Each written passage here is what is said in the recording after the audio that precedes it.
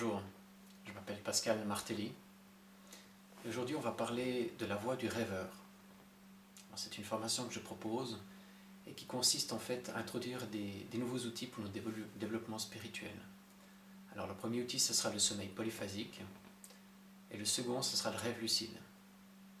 Alors le sommeil polyphasique, en comparaison avec le système monophasique, est un système plus performant parce qu'il va consister à partager la nuit en différentes périodes et optimiser les périodes de restauration, de récupération du corps et aussi de récupération, on va dire, de la psyché pour évacuer le stress émotionnel, pour aussi, on va dire, nettoyer au niveau du mental, stocker la mémoire sur le long terme ou des choses comme ça.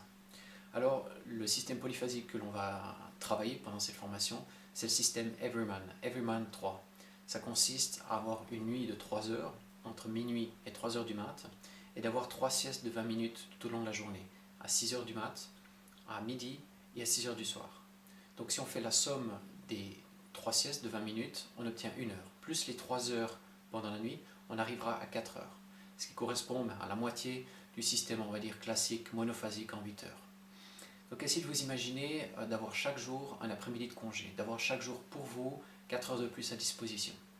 Alors évidemment c'est déjà un énorme avantage, mais en plus vous pourrez vraiment profiter de ces 4 heures parce que vous serez encore plus en forme que si vous dormiez ces 8 heures de manière relativement peu efficace.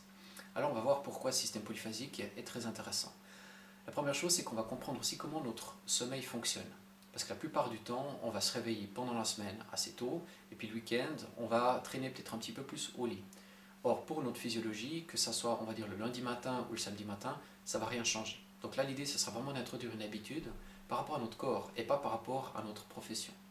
Deuxième chose, on va essayer d'observer ce qui se passe pendant la nuit au niveau des cycles, parce que la plupart du temps, on a des cycles d'1 heure et demie. Donc on va descendre en sommeil profond, puis après on va remonter en sommeil léger.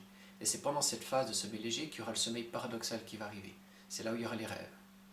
Or, quand on va introduire un système polyphasique, par exemple Everyman, ce qui va se passer, c'est que le corps va optimiser le temps de sommeil, donc il va rester plus longtemps dans le sommeil profond, et pendant les phases de sieste, il va mettre le sommeil paradoxal.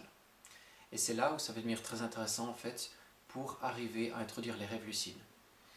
Alors, les rêves lucides, ça consiste à être conscient que l'on est en train de rêver sans pour autant se réveiller. Donc c'est un état très particulier.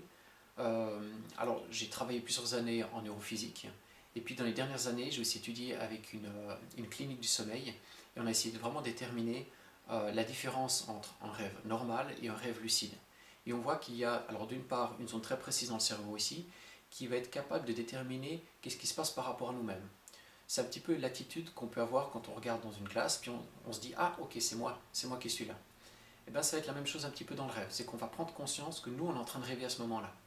Et puis cette proximité avec le subconscient, le monde du rêve, va être un outil, on va dire, de développement personnel assez incroyable.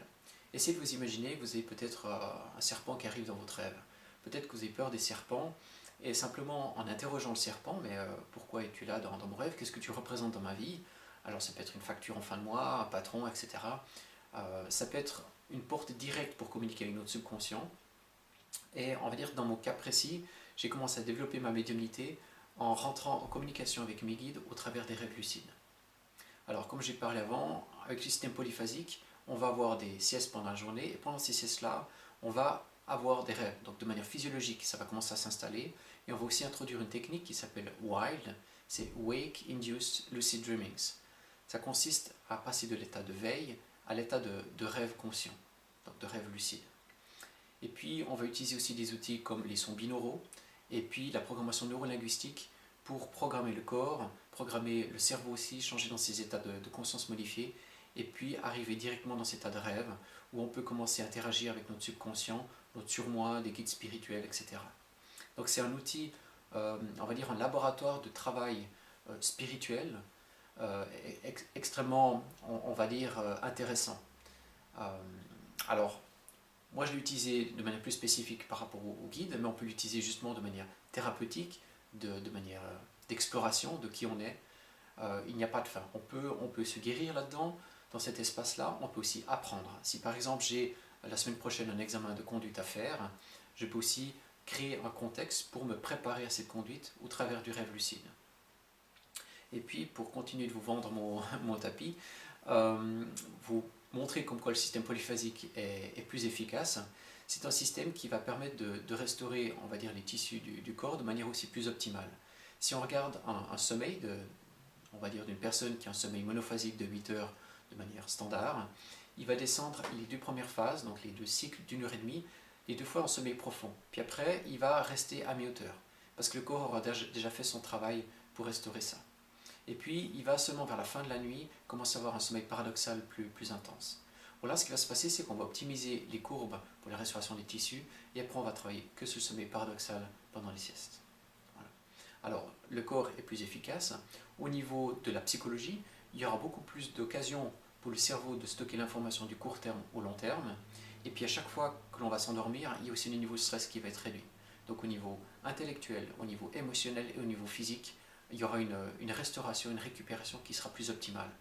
Et en plus, si on accède à plus de, je pourrais appeler ça de la mobilité, on va dire dans l'état de rêve, ça sera aussi des occasions pour aller apprendre auprès de notre âme, auprès de guides spirituels, etc., pour simplement commencer à évoluer et à transcender un petit peu l'illusion de notre incarnation.